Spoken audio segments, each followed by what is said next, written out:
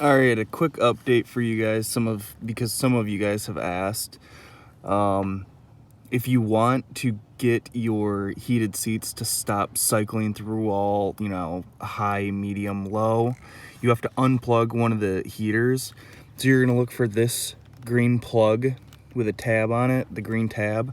That's the one that you're gonna unplug. That goes to the bottom seat heater, and that should stop. It should, disconnect everything and have it stop cycling through all the settings. So just look for this wire, and then there's another one that goes into the back of the seat you can't really get to, but this is the easiest one to unplug, and it'll stop everything, and it won't short it out anymore.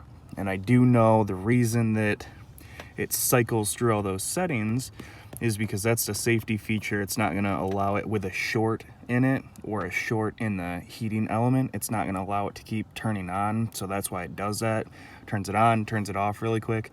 It's just part of the safety feature on it, but it's extremely annoying. So just unplug this one and that'll take care of your problem until you can, fix it or get parts for it or whatever. But yep, just look for the green tab.